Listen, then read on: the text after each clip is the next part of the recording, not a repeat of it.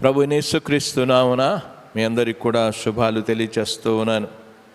ఈ యొక్క రాత్రి సమయంలో మరొకసారి మనం ఇలా కలుసుకోవడానికి, ఈ ప్రార్థన కూడికలో కూడుకోవడానికి ఇచ్చిన కృపను బట్టి దేవునికి వందనాలు తెలియచేస్తూ ఉన్నాను. మనం ప్రార్థన నేర్పుమయ్యా అనే అంశాన్ని మనం పెట్టుకుని ప్రతి వారం వెంబడి వారము ప్రార్థన ఎలాగ చేయాలో అనేది మనం నేర్చుకుంటూ ఉన్నాం. నేర్చుకున్న వాళ్ళు నేర్చుకుంటూ ఉన్నారు, ప్రార్థించేవాళ్ళు ప్రార్థనలో ఎదుగుతూ ఉన్నారు. కొన్నిసార్లు వారి యొక్క ప్రార్థన అలవాటు ప్రకారంగా ప్రార్థనలు అయిపోతూ ఉన్నాయి. అందుకే మనకు అలవాటు ప్రకారంగా ప్రార్థనలు అవుతున్నాయి కనుక మన ప్రార్థనలో అంత చక్కని ఆధ్యాత్మిక జీవితంలోనికి మనం ఎదగడం లేదు. మనం ఆధ్యాత్మిక జీవితంలో మనం ఎదగాలి, మన ఆధ్యాత్మిక జీవితం వికసించాలి అనంటే తప్పకుండా మనం ప్రార్థన నేర్చుకోవాలి. దేవుని వాక్యానుసారమైన ప్రార్థనలే మనకు చక్కని ఫలితాలు ఇస్తాయి. మనం ప్రార్థన చేయడం అనేది, ప్రార్థనకు 8 రకాలైన పదాలు ఉన్నాయి. వాటన్నిటిని గురించి మనం ఆలోచన చేస్తూ వచ్చాం. ఇంతవరకు మనం 6 విషయాలు మనం ఆలోచన చేశాం. రక్షణ కొరకు ప్రార్థించడం, ప్రార్థన అనేది వేడుకోవడం, ప్రార్థన అనేది ఒక సాధారణమైన ప్రార్థన, ప్రార్థన అనేది విజ్ఞాపన, ప్రార్థన అనేది కృతజ్ఞత, ప్రార్థన అనేది మనవి చేయడం అని ఈ విధంగా మనం 6 పదజాలాలను గురించి మనం వాటిని ఆలోచించడం జరిగింది. ఈ రోజున 7వ పదజాలాన్ని మనం ఆలోచన చేయాలి. ప్రార్థన అనేది ఇన్ని రకాలైన ప్రార్థనలు ఉన్నాయి కదా. ఇప్పుడు ఈరోజు ఒప్పుకోలు ప్రార్థన అని అంటారు. ఈ ప్రార్థనను ఒప్పుకోలు ప్రార్థన. ఈ ప్రార్థన మనకి చాలా ప్రాముఖ్యమైన ప్రార్థన. విశ్వాసులు అందరూ కూడా తెలుసుకోవాల్సిన ఈ ప్రార్థన అనేది ప్రతి విశ్వాసి తప్పనిసరిగా తెలుసుకొని వాటిని మనం సరి అనే రీతిగా ఒప్పుకోవడం అనేది చాలా అవసరం. చాలామంది వారి జీవితాల్లో ఒప్పుకోలు ప్రార్థన అనేది కనబడదు అసలు. ఈ ఒప్పుకోలు అనేది ఎక్కడ కనబడుతుంది? దేవుని యొక్క వాక్యంలోనికి మనం ఒకని పాపములు ఒకడు ఒప్పుకొనిడి అని చెప్పుకుంటూ వచ్చాడు. యోహాను రాసిన మొదటి పత్రికలోనికి వెళ్తే 1వ అధ్యాయం 9వ వచనంలో మన పాపములను మనం ఒప్పుకొనిన ఎడల అని అన్నాడు. మన పాపములను మనం ఒప్పుకొనిన ఎడల అని చెప్తూ, ఆయన నమ్మదగిన వాడును నీతిమంతుడును గనక ఆయన మన పాపములను క్షమించి సమస్త దుర్నీతి నుండి మనలను పవిత్రులుగా చెయ్యును అని అన్నాడు. యోహాను రాసిన మొదటి పత్రికలో 1వ అధ్యాయం 9వ వచనంలో ఆ మాటలు చదివాను. మన పాపములను మనం ఒప్పుకోవడం అనేది ఇది కూడా ప్రార్థనే. దేవా, పాపిన నన్ను కరుణించు అని ఏ విధంగా ఒప్పుకున్నాడో ఆ విధంగానే ఇక్కడ కూడా ఒప్పుకోలు ప్రార్థన అనేది చాలా అవసరం. ఇది ఒప్పుకోవడం అనేది ఏదో ప్రభువా నేను పాపిని అని ఒప్పుకోవడం కాదు. అక్కడ చెప్పిన విషయం, మనం చేసింది ఏ తప్పు ఉందో ఆ తప్పుని యథార్థంగా నమ్మకంగా ఉన్నట్లుగా ఒప్పుకోవడం అనే విషయాన్ని. చాలామంది పాపిని ప్రభువా అని అంటుంటారు. ఆ భాష ఏదైతే పదం ఉందో, ఏదైతే తప్పు చేసామో ఆ తప్పుని మనం యథార్థంగా ఒప్పుకోవడం అనేది. ఇది ఒప్పుకోవడం వలన ఏం జరుగుతుంది అనంటే, మనం పాపాన్ని ఒప్పుకోకపోవడం వలన మనం దేవునితో సహవాసాన్ని పోగొట్టుకుంటాం. దేవునితో సహవాసాన్ని మనం పోగొట్టుకున్న పరిస్థితి మనకు ఏర్పడుతుంది. కనుక దేవునితో సహవాసాన్ని మనం పోగొట్టుకుంటాం. ఇది బాగా మనం అర్థం చేసుకోవాలి. కనుక ఈ ఒప్పుకోలు అనేది మనం ఎంతకాలం ఒప్పుకోమో అంతకాలము దేవునితో సహవాసాన్ని మనం కోల్పోతాం అనే విషయాన్ని గమనించాలి. పరిశుద్ధుడైన దేవునితో సహవాసం కలిగి ఉండాలంటే ఆయనతో కూడా మనం సరి అయిన సంబంధాన్ని కలిగి ఉండాలి, సరి అయిన సహవాసం కలిగి ఉండాలి. రక్షింపబడిన తర్వాత మన జీవితాల్లో ఎన్నో సమస్యలు రావచ్చు, ఎన్నో సమస్యలను ఎదుర్కొంటూ ఉంటాం. ఆ సమయంలో ఆ పరిశుద్ధుడైన దేవునితో మనం ఎలాగ సంబంధాన్ని కలిగి ఉండాలి? ఒకే ఒక మార్గం, అదేంటి అనంటే పాపపు ఒప్పుకోలు వల్లనే ఆయనతో మనం సహవాసాన్ని కలిగి ఉండగలం. మనలో వచ్చిన సమస్యలు ఎన్నో ఉన్నాయి. కొన్నిసార్లు మనం తప్పిపోతూ ఉంటాం. పాపమును గురించిన సమస్య ఉంది, శరీరాన్ని గురించిన సమస్య ఉంది, మానసికంగా సమస్య ఉంది, శోధన సమస్య ఉంది, సాతానుతో సమస్య కూడా ఉంది. ఎన్నో సమస్యలు మనకున్నాయి. ఆ సమస్యల్లో మనం దేవునికి కొన్నిసార్లు దూరం అయిపోతూ ఉన్నాం. దేవునితో సహవాసాన్ని మనం తెంచేసుకుంటూ ఉన్నాం, తెగిపోతూ ఉంది. ఆ తెగిపోతున్న ఆ సంబంధాన్ని తిరిగి దేవునితో సహవాసాన్ని కలిగి ఉండడానికి మనం తప్పనిసరిగా ఒప్పుకోవలసిన అవసరత ఉంది. ఇది ఇక్కడ చెప్తున్న ఒప్పుకోలు ప్రార్థన గురించి. ఈ యోహాను రాసిన మొదటి పత్రికలో మనం చదువుకున్న మన పాపములను మనం ఒప్పుకొనిన ఎడలా అని చెప్పుకుంటూ వచ్చాడు. మనం ఒప్పుకొనిన ఎడల ఆయన నమ్మదగిన వాడును నీతిమంతుడును, ఆయన మన పాపములను క్షమించి అని అన్నాడు. మనం ఒప్పుకుంటే ఆయన క్షమించగలిగిన దేవుడు అనేది చాలా చక్కగా చెప్పుకుంటూ వచ్చాడు. దేవుని దగ్గరికి వెళ్ళి ఒప్పుకోవడం అనేది, ఇది దేవుని దగ్గరికి వెళ్ళినప్పుడు దేవుడు గొప్ప కృపను చూపిస్తూ ఉన్నాడు. కనుక ఆ కృపలో మనం సరి చేసుకోవాల్సిన అవసరత ఉంది.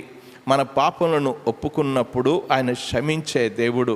తిరిగి సహవాసంలోనికి మనం వెళ్తాము అనేది గమనించాలి. ఈ యోహాను రాసిన మొదటి పత్రికలో చెప్తూ సహవాసాన్ని గురించే చెప్తూ వచ్చాడు. చిన్న పాపం చేస్తే మనం ఆ యొక్క సంబంధాన్ని కోల్పోం, కానీ సహవాసాన్ని కోల్పోతూ ఉంటాం.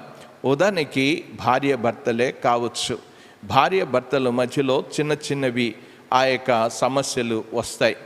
సమస్యలు వచ్చినంత మాత్రంలో వారి ఇద్దరి మధ్యలో ఉన్న సంబంధం తెగిపోదు. కానీ ఒకరికొకరు మాట్లాడుకోకుండా ఎవరికి గదిలో వారు కూర్చుంటారు.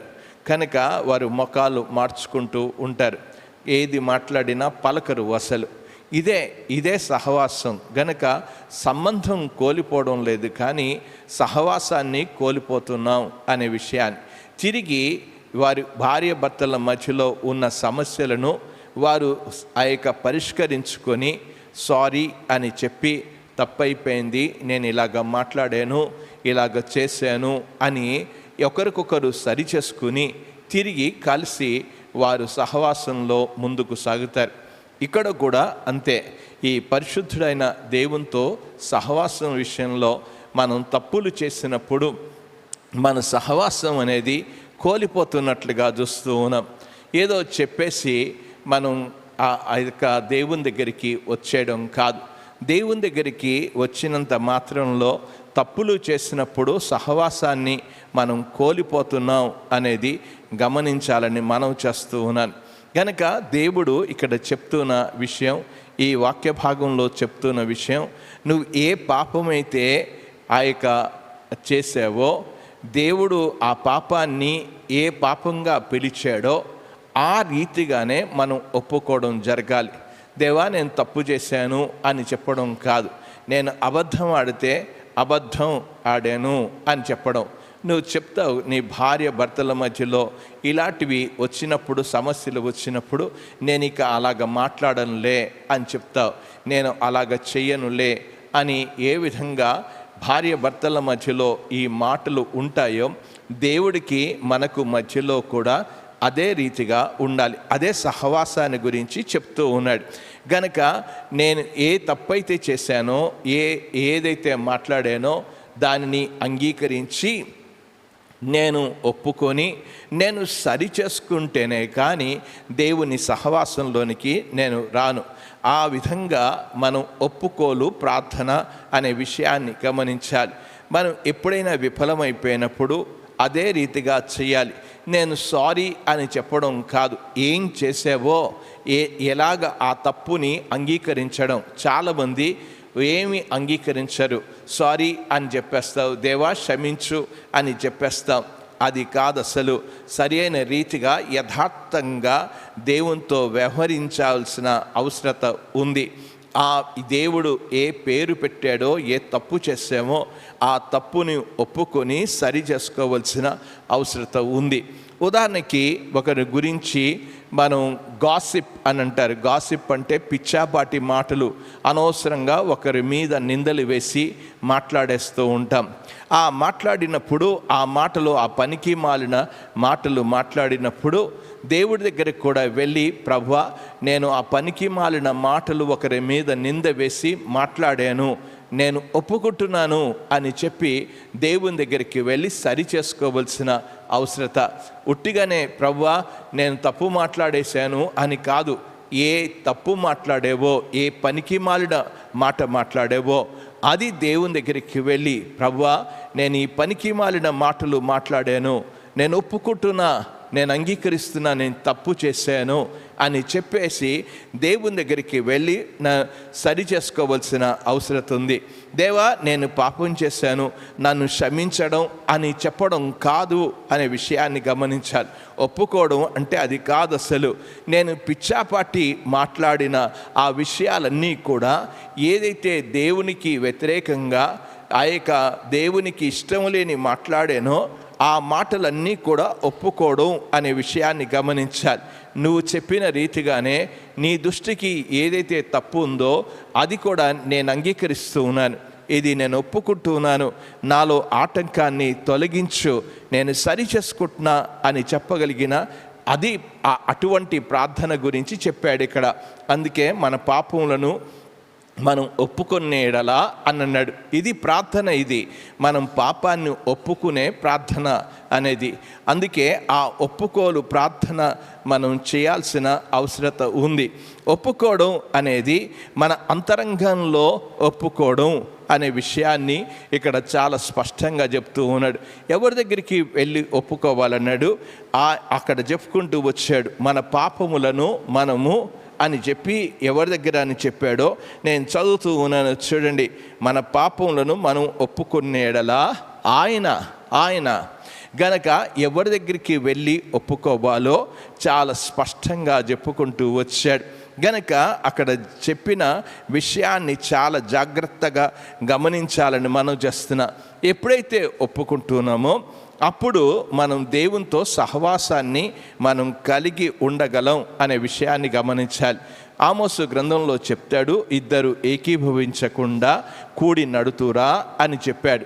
గనక ఇద్దరు కూడా మనసులో నేను చేసింది తప్పు అనేది వారు ఏకీభవించి ఒక్కసారి దాన్ని ఒప్పుకోవడం అనేది, నేను దేవుని పట్ల నేను కీడు చేశాను, మనుషుల పట్ల కీడు చేశాను, గనక ప్రతి క్రైస్తవుడు వెళ్ళి దేవుని దగ్గర ఒప్పుకోవడం అనేది చాలా అవసరం అసలు.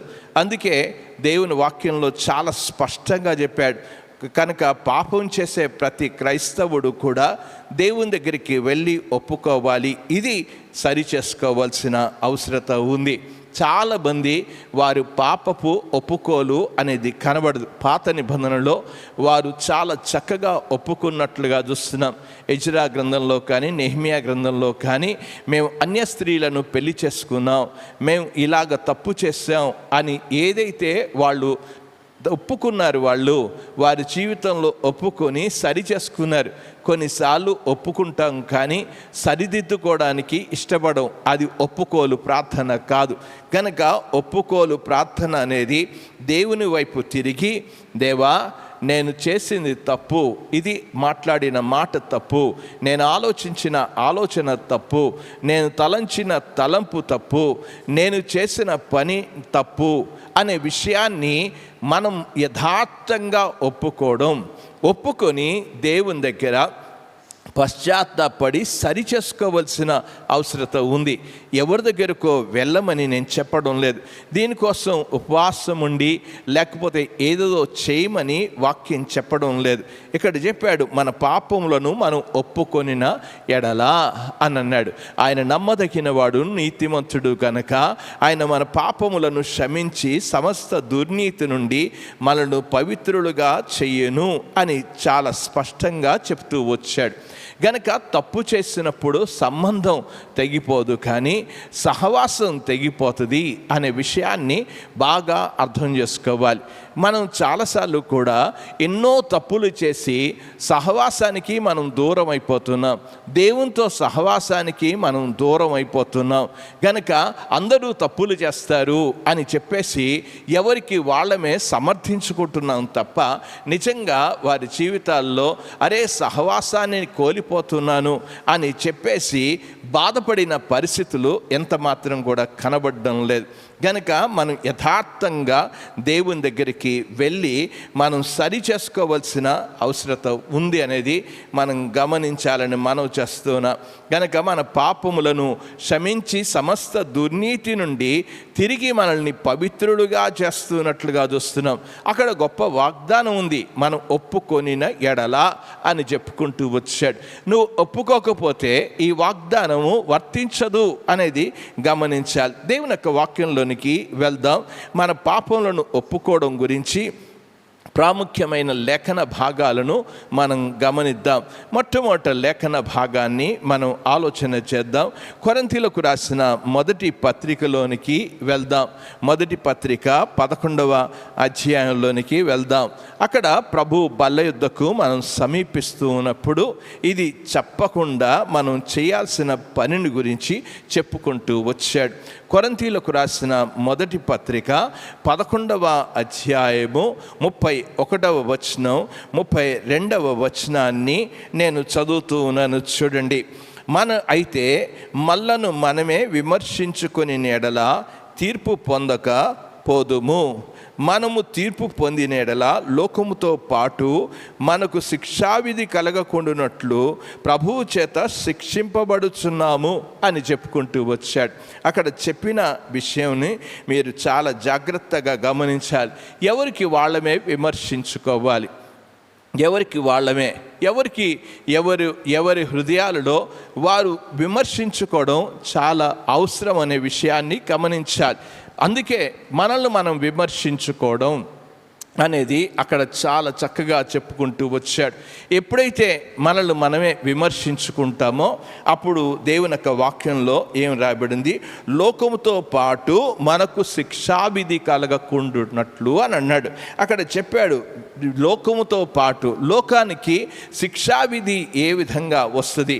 దేవుని చేత మనం అటువంటి శిక్షావిధికి వెళ్ళకుండా ఎవరికి వాళ్ళమే ప్రభు దగ్గరికి వెళ్ళి, ప్రభువా నేను తప్పు చేశాను ఆ విషయాన్ని, ఒక చిన్న మాట చాలు దేవునితో సహవాసాన్ని పోగొట్టుకోవడానికి.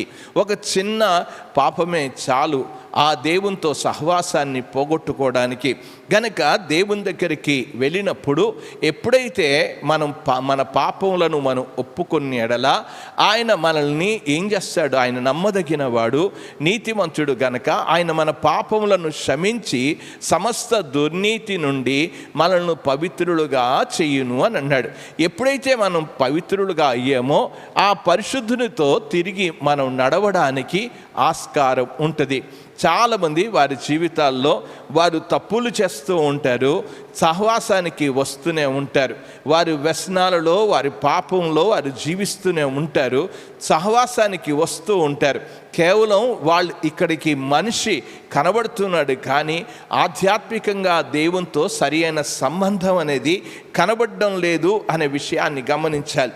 అందుకే ఇక్కడ చెప్పుకుంటూ వచ్చాడు, మనం సరి చేసుకున్నప్పుడే, మనం తిరిగి ఆయన దగ్గరికి వచ్చినప్పుడే మనం అన్యోన్య సహవాసం కలిగి ఉంటాం. దేవుని యొక్క వాక్యంలో చదువుతూ ఉన్నాను. చూడండి, దేవుని యొక్క వాక్యంలోనికి రండి. 7వ వచనంలోనికి యోహాను రాసిన మొదటి పత్రిక 1వ అధ్యాయం 7వ వచనంలో ఆయన వెలుగులో ఉన్న ప్రకారము మనమును వెలుగులో నడిచిన ఎడల అనే మాటను చెప్పాడు. నడిచిన ఎడల మనం అన్యోన్య సహవాసం గలవారమగు అని చెప్పి ఏమన్నాడు? గలవారమై ఉందుము అప్పుడు అని అన్నాడు. నువ్వు రాకుండా, ఒప్పుకోకుండా, ఆయనతో నడవకుండా ఆయన రక్తము చేత నువ్వు కడగబడవు. నువ్వు సహవాసాన్ని పోగొట్టుకు, అన్యోన్య సహవాసము అని చెప్పుకుంటూ వచ్చాడు. ఎందుకు పాపం చేసినప్పుడు, మనం తప్పు చేసినప్పుడు ఒక వ్యక్తి మీదకి లేకపోతే అబండాలు వేసినా, అబద్ధాలు చెప్పినా, కొండాలు చెప్పినా, ఇవన్నీ కూడా నువ్వు మొట్టమొదట ఏం జరుగుతుంది అంటే దేవునికి నీకు సంబంధం తెగిపోతుంది. రెండవది, నువ్వు సహవాసానికి వస్తూ ఉన్నావు, విశ్వాసికి మధ్యలో ఎడబాటు వచ్చేసింది. ఇక్కడ కూడా సహవాసం పోయింది. ఎందుకు విశ్వాసుల మధ్యలో ఒక మంచి సహవాసం లేకపోవడానికి కారణం ఏంటంటే వారి పాప జీవితమే, వారి పాపములే దేవునితో సహవాసాన్ని పోగొడుతున్నాయి.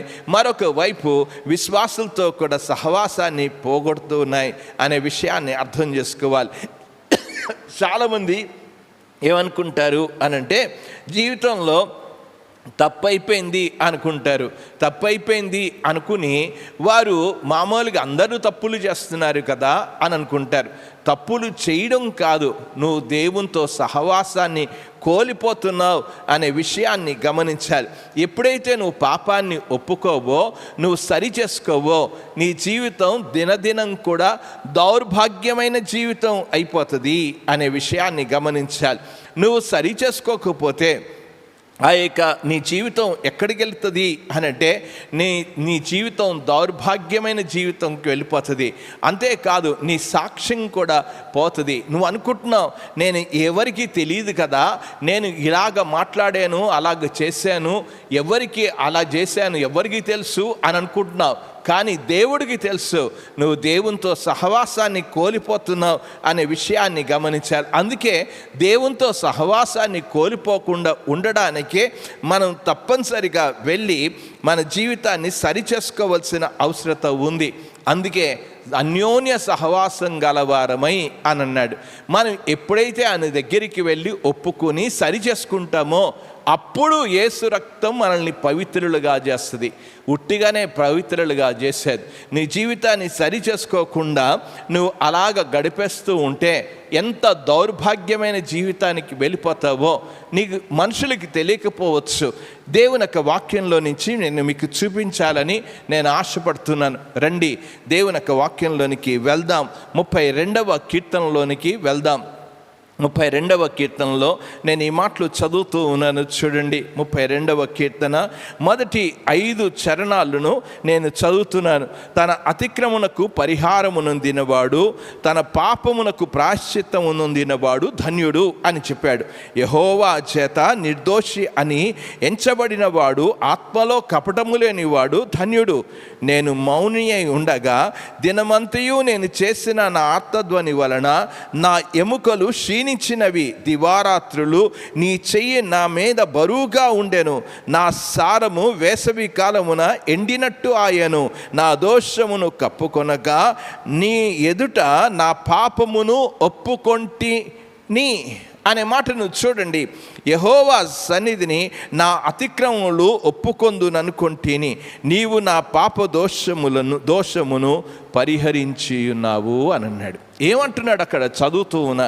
ఎందుకు ఈ తప్పు చేసినప్పుడు దావీదు తప్పు చేశాడు. తప్పు చేసి తన జీవితంలో ఏమీ తప్పు ఒప్పుకోలేదు. అసలు దావీదు తప్పు చేశాడు. దేవుని యొక్క వాక్యంలో మనం వెళ్ళినప్పుడు సమూయేలు గ్రంథానికి వెళ్తే 2వ గ్రంథంలో 11, 12 అధ్యాయాలలోనికి వెళ్తే దావీదు చేసిన తప్పేంటి అనంటే ఆ యొక్క బెత్షెబాతో వ్యభిచారం చేశాడు. వ్యభిచారం చేసి ఆ తప్పుని కప్పుకోవడానికి ప్రయత్నం చేశాడు. అందుకే ఇక్కడ చెప్పుకుంటూ వచ్చాడు. ఎప్పుడైతే ఆ పాపాన్ని ఒప్పుకోకుండా కప్పుకోవడానికి ప్రయత్నం చేస్తూ వచ్చాడో అది దావీదు చేసిన వ్యభిచారమే కావచ్చు, నువ్వు ఆడిన అబద్ధమే కావచ్చు, నువ్వు చేసిన అభండమే కావచ్చు, నిందే కావచ్చు, ఏదైనా కావచ్చు.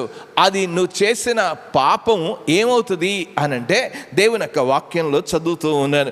దేవుని మాటలు అంటున్నాడు, నేను మౌని అయి ఉండగా అని అన్నాడు. నేను మౌని అయి ఉంటేనే ఏం మాట్లాడడం లేదు, ఏం ఒప్పుకోవడం లేదు.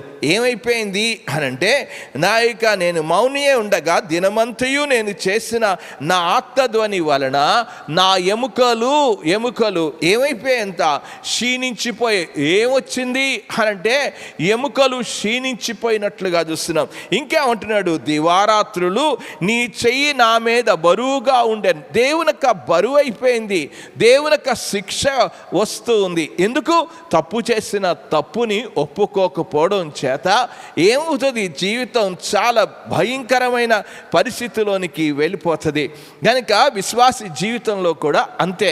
ఎప్పుడైతే తప్పు చేసావో, చిన్నదే కావచ్చు పెద్దదే కావచ్చు, మాటే కావచ్చు క్రియే కావచ్చు, చూపే కావచ్చు లేకపోతే కార్యమే కావచ్చు, ఏదైనా కావచ్చు, ఆ అయిన పాపము నువ్వు వెంటనే దేవుని దగ్గరికి వెళ్ళి ఒప్పుకోకపోతే అది ఏమవుతుంది అనంటే ఆయన హస్తం భారం అవుతూనే ఉంటుంది. అందుకే చెప్పుకుంటూ వచ్చాడు, ఏమన్నాడు, నా సారము వేసవి కాలమున ఎండినట్టు ఆయను అని అన్నాడు. ఆ పాపము నీ జీవితంలో ఏం చేసుకొస్తుంది అనంటే ఎండిపోయినట్లు చేస్తుంది. చాలామంది అనుకుంటారు వారి జీవితంలో ఎందుకు అయిపోతున్నావు అనంటే ఆ పాపమే తనని ఎంత మాత్రం కూడా కుదురుగా ఉంచదు. ఆ యొక్క దినదినం కూడా దౌర్భాగ్యమైన మనశ్శాంతి కూడా లేకుండా అయిపోతుంది. ఇక్కడ చెప్పాడు అదే. అందుకే నా దోషమును కప్పుకొనక అన్నాడు. ఎంత బాధపడ్డాడో. అందుకే 51వ కీర్తనలో కూడా రాసుకుంటూ వచ్చాడు.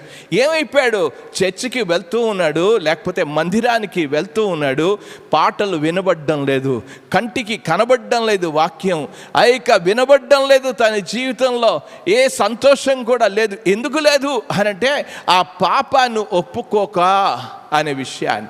దేవుని సన్నిధిలోనికి వెళ్ళి, దేవా నేను చేసిన వ్యభిచార పని,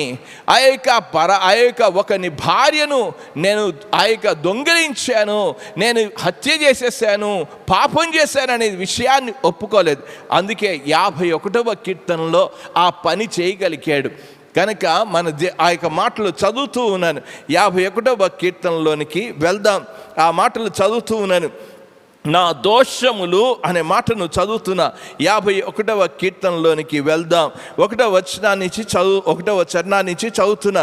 దేవా నీ కృప చొప్పున నన్ను కరుణింపుము, నీ వాత్సల్య బాహులము చెప్పున చెప్తూ నా అతిక్రములను అని అన్నాడు. ఏం చేసేసాను, అతిక్రమాలు అని చెప్పాడు. దేవుని దగ్గర ఒప్పుకున్నాడు. అతిక్రమం ఏంటి? ఆజ్ఞలను అతిక్రమించాను. నేను చేయాల్సిన పని, నేను పరాయి వాని యొక్క దాంట్లో నేను ఏది దొంగిలించేశాను. ఇంకేం చేశాను అనంటే ఆజ్ఞల్లో ఇంకా ఏం చేశాడు, వ్యభిచారం చేశాడు అనేది. అది కూడా పదాజ్ఞల్లో ఒక ఆజ్ఞ వ్యభిచారం చేయడం అనేది.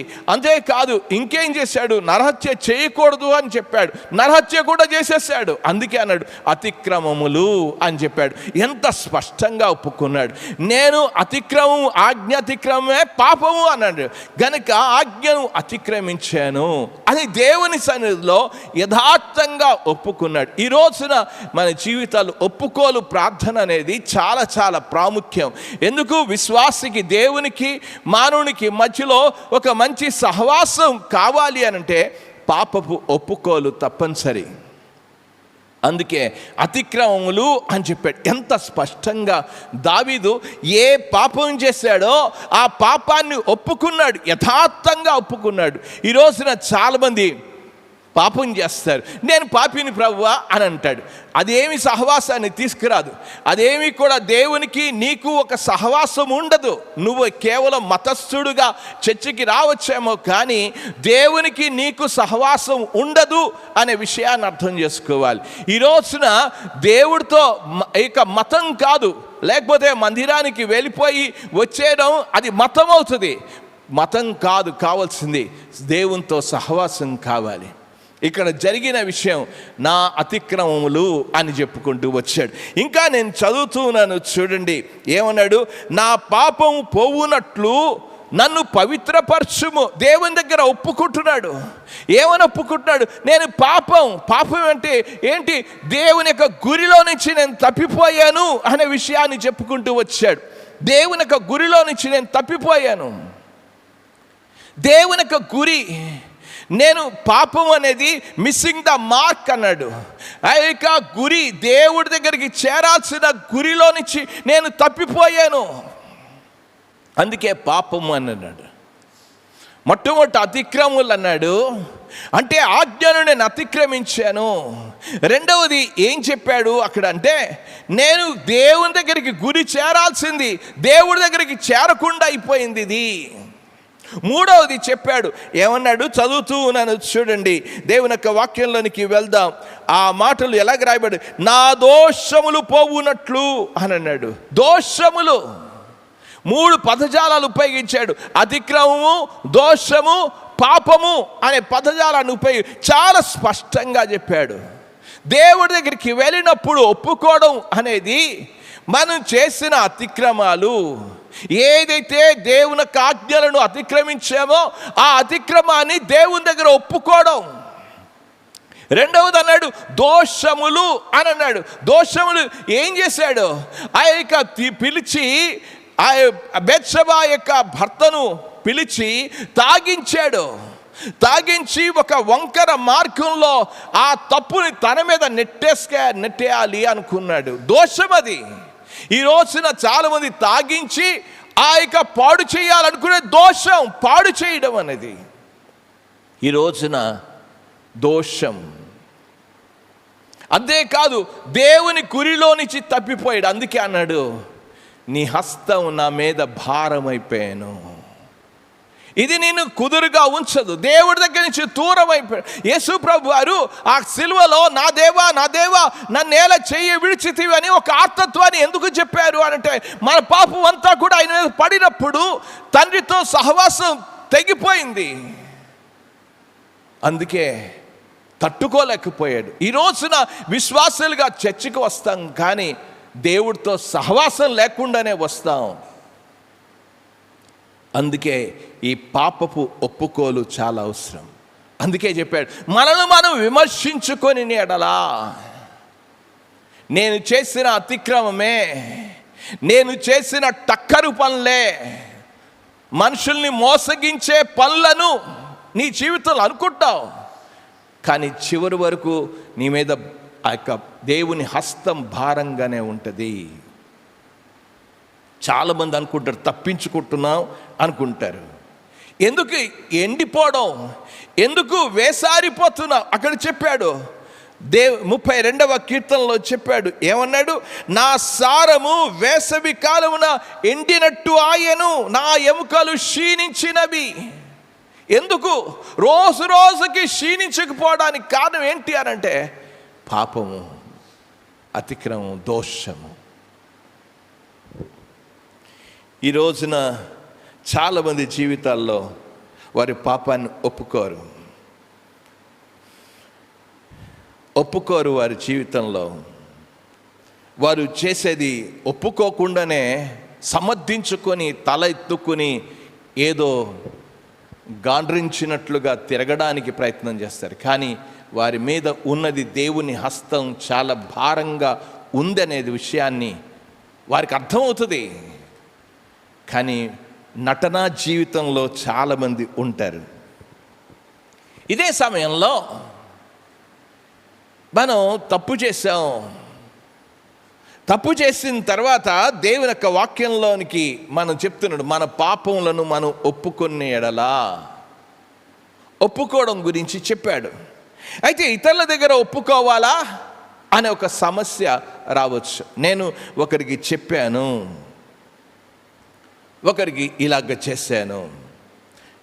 దేవుని ఎదుట ఇక్కడ చెప్తున్న విషయం మనం గమనిస్తున్నాడు, మన పాపములను మనం ఒప్పుకునే ఎడలా ఆయన నమ్మదగినవాడు.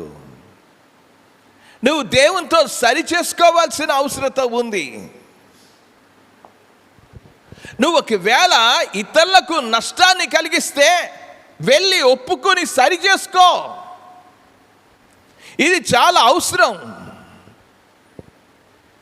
విశ్వాసి పాపం చేసినప్పుడు దేవుని యొక్క వాక్యంలో అన్నాడు, దేవుని దగ్గరికి వెళ్ళి ఒప్పుకో. ఒప్పుకోవడం వల్ల నేను దేవునితో సహవాసాన్ని తిరిగి తెచ్చుకుంటున్నా, కాపాడుకుంటున్నా. మనం భార్య భర్తల మధ్యలో కొన్నిసార్లు మాట వచ్చి మొఖాలు మార్చుకుని ఎలాగుంటాం, మాట్లాడాం. కానీ సరి చేసుకోవడానికి సారీ ఇక నేను అలా చెయ్యను అని అన్నప్పుడు తిరిగి ఏ విధమైన సహవాసం కలిగి, అలాగే దేవుని దగ్గర కూడా అంతే. మనం ఏదైతే తప్పు చేసామో అది ఒప్పుకోవడం అనేది. అందుకే చెప్పాను, నా అతిక్రమములు, నా దోషములు, నా పాపమును ఒప్పుకోవడం అనేది, దేవుని దగ్గరికి వెళ్ళి ఒప్పుకోవడం. మనం ఎవరి దగ్గరికో వెళ్ళి ఒప్పుకోవడం వలన ప్రయోజనం లేదు. మన ఆలోచనలు బట్టి, మన తలంపులు బట్టి చేసేవన్నీ కూడా దేవుడి దగ్గరికి వెళ్ళి ఒప్పుకోవాలి. మనం కొన్నిసార్లు మనుషులు ఉండకపోవచ్చు, తిట్టుకుంటాం. కొన్నిసార్లు వాడు అలాటోడు ఇలాటోడు అని అనుకుంటాం. అదే దేవుడితో సహవాసాన్ని పోగొడతాం. ఒకరిని గాయపరిస్తే వెళ్ళి దేవుని దగ్గర ఒప్పుకోవాలి, మనుషుల దగ్గర కూడా ఒప్పుకోవాలి. ఇది చాలా జాగ్రత్తగా గమనించాలని మనవి చేస్తున్నా. నీ జీవితంలో సంఘర్షణ ఉండొచ్చు. ఆ సంఘర్షణలో యథార్థంగా దేవుని దగ్గరికి వెళ్ళి మొట్టమొదటి ఒప్పుకోవాలి. ఆ తర్వాత ఎవరికి విరోధంగా తప్పు చేశావో అది ఒప్పుకోవాలి. మనం యాకోబు రాసిన పత్రికలో చదువుకుని వచ్చాం. 5వ అధ్యాయంలోనికి వెళ్దాం. 5వ అధ్యాయంలో మనం చదువుకున్నాం. ఆ మాటలు మరొకసారి నేను మీకు చదివి వినిపిస్తూ ఉన్నాను. చూడండి, 16వ వచనంలో మన పాపములను ఒకనితో ఒకడు ఒప్పుకొనుడి, మీరు స్వస్థత పొందునట్లు ఒకని కొరకు ఒకడు ప్రార్థన చేయుడి. అక్కడ చెప్పాడు, ఒకనితో ఒకడు ఒప్పుకొనుడి. పైన 15వ వచనంలో చూడండి, అతడు పాపములు చేసిన వాడైతే ఏం జరుగుతుంది? ఏమొచ్చింది? దేనివల్ల వచ్చింది రోగం? ఎందుకు వచ్చింది భారం? ఎందుకు ఇచ్చింది ఎముకలు ఎండిపోవడం? ఈరోజు చాలామంది అర్థం చేసుకోరు. ఒకరికొకరు విరోధంగా చేసిన తప్పులను తప్పకుండా వెళ్ళి ఒప్పుకోవాల్సిందే. దేవుడి దగ్గర మొట్టమొదట ఒప్పుకొని మనుషుల దగ్గర సరి చేసుకోవాలి, ఒప్పుకోవాలి. ఒకసారి ఒక స్త్రీ తన భర్త పట్ల నమ్మకంగా లేదు. చర్చికి వచ్చేది, భర్త యొక్క కళ్ళను గప్పి తన పరాయి వాళ్ళతో సంబంధాలు పెట్టుకుంది. భర్తకు తెలియదు ఈ విషయం. కానీ దేవుని వాక్యం వినిన తర్వాత తన యొక్క పాపం తన్ని వెంటాడుతూ ఉంది. ఓ రోజున సేవకుడి దగ్గరికి వచ్చి ఆ స్త్రీ అని చెప్పింది. ఏమందంటే, నాకు నా పాపం నన్ను పట్టుకుంటుంది, నన్ను వెంటాడుతూ ఉంది.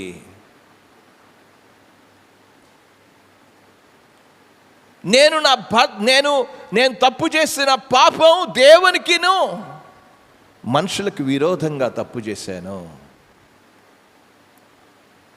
ఇప్పుడు అది నన్ను కుదురుగా ఉంచడం లేదు. దినదినం కూడా నా యొక్క మనసు అంతా కూడా శాంతి లేకుండా అయిపోయింది. అశాంతితో ఉన్నా, నా మనసులో నెమ్మది లేదు.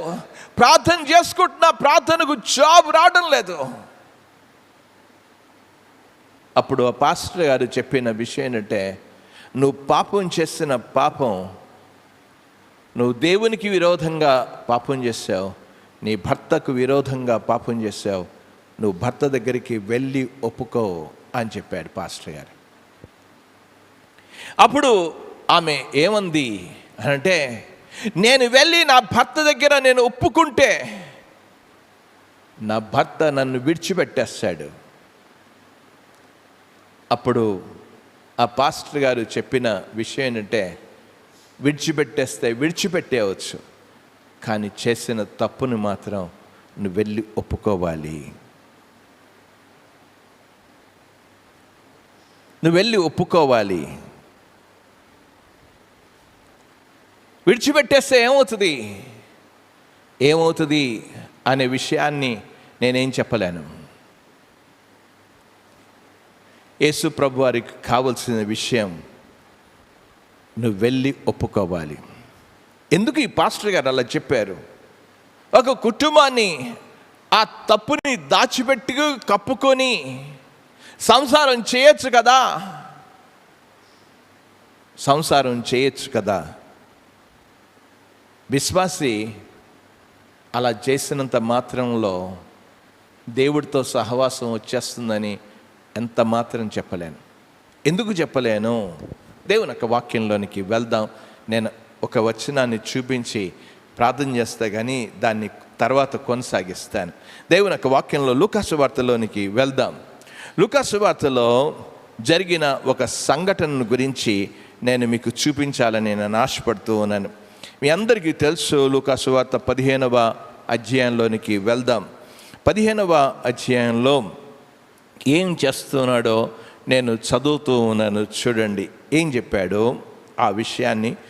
ఆ చిన్న కుమారుడు చేసిందంతా అంతా కూడా ఏమేమి చేశాడో, ఆ యొక్క దుర్వ్యాపారము చేశాను అనే మాట మనకు కనబడుతుంది. ఖర్చంతా కూడా 13వ వచనంలో చదువుతూ ఉన్నాను. చూడండి, కొన్ని దినములైన తర్వాత ఆ చిన్న కుమారుడు సమస్తమును కూర్చుకొని దూరదేశమునకు ప్రయాణమైపోయి అచ్చట తన ఆస్తిని దుర్వ్యాపారం వలన పాడు చేశాను అన్నాడు. పాడు చేసేసాడు. అప్పుడు గుర్తుకొచ్చింది తండ్రి దగ్గరికి అక్కడ గుర్తుకొచ్చింది. అతడు ఏం చెప్పాడో ఒకసారి చూడండి. దేవుని యొక్క వాక్యంలోనికి వెళ్దాం. ఆ మాటలు ఎలాగ చెప్పాడో 18వ వచనంలో, నేను లేచి నా తండ్రి యొద్దకు వెళ్ళి, తండ్రి, నేను పరలోకమునకు విరోధముగాను నీ ఎదుటను పాపము చేసి తిని. ఎవరి ఎదుట పాపం చేశావు?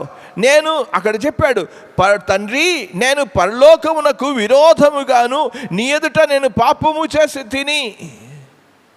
అయిపోయిందా? చెప్పేస్తే అయిపోయిందా? చదువుతూ ఉన్నాను. చూడండి దేవుని యొక్క వాక్యంలోనికి వెళ్దాం. 21వ వచనంలో, అప్పుడు ఆ కుమారుడు తన తండ్రితో, లూకాసు వార్త 15వ అధ్యాయం 21వ వచనంలోనే చదువుతూ ఉన్నా. అప్పుడు ఆ కుమారుడు తండ్రితో, తండ్రి, నేను పరలోకమునకు విరోధముగా, దేవునికి విరోధంగా, నేను నీకు విరోధంగా నీ ఎదుట నేను తప్పు చేశాను. నేను తప్పు చేశాను. ఈ రోజున చాలామంది వారి జీవితాలలో ఎందుకు దేవునితో సహవాసం లేకపోవడానికి కారణం ఏంటి? నువ్వు అనుకుంటున్నావు నువ్వు నీ భర్తను మోసగించి సంసారం చేసేవచ్చు, కానీ దేవునితో సహవాసం కలిగి ఉండలేవు. మనుషులకు విరోధంగా తప్పు చేసి చర్చికి రావచ్చు, కానీ దేవునితో సహవాసం కలిగి ఉండలేవు. అప్పుడు ఆ స్త్రీ ఏం చేసింది? తను ఆలోచించింది, ఇలాగ చెప్తే నా భర్త వదిలేస్తాడు, అతడు అవిశ్వాసి, ఆ పని చేసి నేను ఆ పని చేయలేను, నేను అలా చేయగలను. నువ్వు చేయలేకపోతే ఏమన్నాడు దేవుని యొక్క వాక్యంలో? నేను నా దోషములను కప్పుకొంటిని, నీ హస్తము నా మీద భారమాయను. ఏమైపోతుంది? నీ మనసులో సమాధానం ఉండదు, నెమ్మది ఉండదు. నువ్వు దేవునితో సహవాసం కలిగి ఉండలేవు. దేవుణ్ణి ప్రార్థన చేసినా నీ ప్రార్థనకు ఆటంకమే. ప్రార్థనకు జవాబు రాదు. ఇక్కడ చేయాల్సిన, దేవునికి విరోధంగా నేను నీకు విరోధంగా నీ ఎదుట నేను పాపం చేశాను. ఎప్పుడైతే ఆమె దేవునికి లోబడి, దేవుని వాక్యానికి లోబడి ఎప్పుడైతే ఆ పని చేసిందో, ఇక్కడ జరిగిన లూకాసు వార్తలోనే ఏం చేశాడు తండ్రి, ఏం చెప్పాడు చదువుతూ నన్ను చూడండి. దేవుని యొక్క వాక్యంలోనికి వెళ్దాం. 15వ అధ్యాయంలోనికి వెళ్తే, నీ కుమారుని అనిపించుకోవడానికి నేను యోగ్యుడను కాను. తండ్రి ఏం చేశాడు? తండ్రి వెంటనే, అయితే తండ్రి తన దాసులను చూచి ప్రశస్తమైన వస్త్రము త్వరగా తెచ్చి వీనికి కట్టి, వీనికి చేతికి ఉంగరం పెట్టి, పాదములకు చెప్పులు తొడిగించుడి.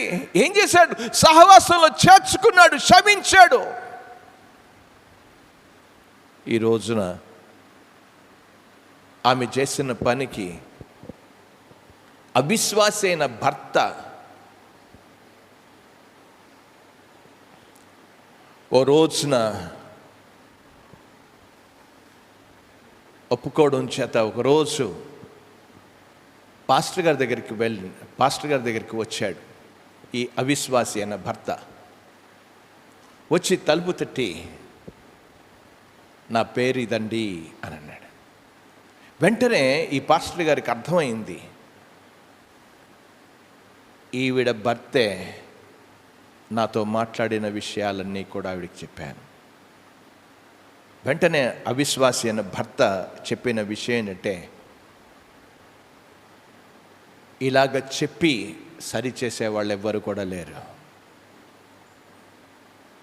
నేను ఇలాంటి జీవితం, నీతి కలిగిన జీవితం, యథార్థం కలిగిన జీవితమే కావాలి. అతను ప్రభు నమ్ముకొని ఇద్దరు సహవాసానికి వచ్చి దేవుని కొరకు వాడబడ్డారు. ఈ రోజున ప్రియమైన వారరా, నిన్ను చిన్న కుమారుని చేర్చుకున్న రీతిగానే దేవుడు నిన్ను చేర్చుకుంటాడు, నిన్ను క్షమిస్తాడు. మన పాపములను మనం ఒప్పుకొనిన ఎడలా, దేవునికి విరోధంగా చేసాం, మనుషులకు విరోధంగా చేస్తే మనుషుల దగ్గర కూడా ఒప్పుకొని సరి చేసుకోవాలి. అప్పుడే దేవుడు నీ ప్రార్థనకు జవాబిస్తాడు, నీ ప్రార్థనకు జయమిస్తాడు. అందుకే పాపపు ఒప్పుకోలు. ఇంకా చెప్పాల్సింది చాలా ఉంది, కానీ నేను ఆప్తాను. దీన్ని వచ్చే వారం దాన్ని కొనసాగిస్తా, వచ్చే శుక్రవారంన. కనుక ఈరోజు కూర్చుని ఆలోచించు. ఏదో ఒప్పుకున్నా అని కాదు. ఇక్కడ సహవాసం చాలా ప్రాముఖ్యం. దేవుడితో సహవాసం ప్రాముఖ్యం. నువ్వు ఏదైతే నీ ఇంట్లో ఉన్న నీ సహోదరులకు విరోధంగా తప్పు చేస్తే వెళ్ళి ఒప్పుకోవడం చాలా అవసరం. నువ్వు అలా చేయకుండా ఉంటే, ఒకసారి ఆలోచిద్దాం. ఇక్కడ ఉన్న వాళ్ళు ఒకరినొకరు తిట్టుకున్నాం అనుకుందాం,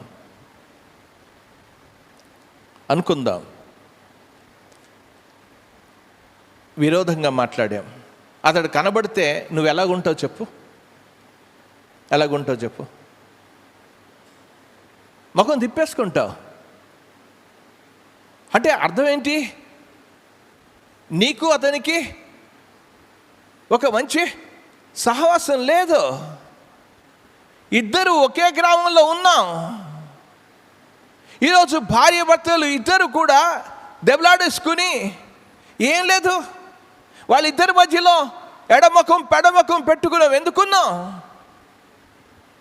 ఒకే ఇంట్లో ఉన్నాం, కానీ సహవాసం లేదు. ఏది చెప్పండి? సహవాసం లేని జీవితం ఒక నరకమే. అందుకే ఇక్కడ చెప్పాడు, నీ చెయ్యి నాకు భారం, ఎముకలు క్షీణించిపోయి నా సారము వేసవి కాలపు ఎండినట్టు అయిపోయాను. ఇది నిన్ను కుదురుగా ఉంచదు. అందుకే పాపాన్ని ఒప్పుకొని సరి చేసుకుంటే, మన పాపంలో మనం ఒప్పుకునేడలా ఆయన నమ్మదగినవాడు, నీతిమంతుడు. ఆయన మన పాపములను క్షమించి సమస్త దుర్నీతి నుండి మనల్ని పవిత్రులుగా చేయి. ఏది పోయినా దేవునితో సహవాసాన్ని పోగొట్టుకోవద్దు. వెళ్దాం, దేవుడి దగ్గర ఒప్పుకుందాం. ఒకవేళ మనుషులను గాయపరిచే పనులు చేస్తే వాళ్ళ దగ్గరికి వెళ్ళి ఒప్పుకుందాం, సరి చేసుకుందాం. సహవాసంలోనే ఉంటాం కానీ మొఖాలు చూసుకోం. అంటే ఏంటన్నమాట సహవాసం? అన్యోన్య సహవాసం లేదు, దేవుడితో లేదు, మనుషులతో కూడా సహవాసం లేదు. అలాంటి జీవితం ప్రార్థనకు జాబు రాని జీవితమే అవుతుంది తప్ప దానివలన ఏ ప్రయోజనం కూడా ఉండదు. అందుకే ఆలస్యం చేయకుండా ఒప్పుకుందాం. నా అతిక్రమములు, నా దోషములు, నా పాపములను నీ ఎదుట నేను ఒప్పుకొని సరి చేసుకుందాం. దేవుడి కొద్ది మాటలను దీవించునుగాక. ప్రార్థన చేసుకుందాం. ప్రార్థన. ప్రేమగల తండ్రి, మీకు వందనాలు, స్తోత్రాలు చెల్లిస్తూ ఉన్నాం నాయన. ఈ రోజున చాలాసార్లు కూడా జారిపోతూ, పడిపోతూ, విఫలమైపోతూ మేము మనుషులకు దూరం మాత్రమే కాదు, దేవునికి ఎంతో దూరం అయిపోయాం. సహవాసం లేకుండానే బ్రతికేస్తూ ఉన్నాం. ఈరోజు మేము మా పాపములను మేము ఒప్పుకుంటే, మేము ఏ తప్పు చేసామో ఆ తప్పుని, అతిక్రమమైతే అతిక్రమము, దోషమైతే దోషము, పాపమైతే పాపము, ఏది చేసామో అది ఒప్పుకొని మేము సరి చేసుకోవడానికి మాకు సహాయం చేయండి. విన్న వాక్యం ప్రతి హృదయంలో మండింపచేయండి. మేము సహవాసం లేకుండా ఎంత ఆర్తధ్వని వినబడుతున్నా మా ప్రార్థనకు జవాబు రాదనేది, మీ దోషములే, మీ పాపమే నాకు మరుగు చేసేబడిందని చెప్పావు. విననేరకుండునట్లు నా చెవులు మందం కాలేదు, రక్షింప నేరకుండునట్లు నా హస్తము కుర్చ కాలేదు అని అన్నావు. మీ దోషములు, మీ పాపములే అడ్డు వచ్చాయన్నావు. ఈ రోజున మా ప్రార్థనలకు జవాబు రాకపోవడానికి కారణం ఏంటో అనేది అర్థం చేసుకుని జీవించే కృపనివ్వండి. గూగుల్ మీట్లో చేరిన వారు, ఈ స్థలంలో ఉన్నవారితో మీరే మాట్లాడారని, మీ ఆత్మకార్యమును జరిగించారనే విశ్వాసంతో మీకు వందనాలు చెల్లిస్తూ యేసు నామమున ప్రార్థించి వేడుకుంటున్నాము తండ్రి. ఆమేన్, ఆమేన్.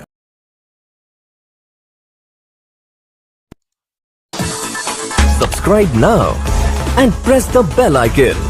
Never miss an update.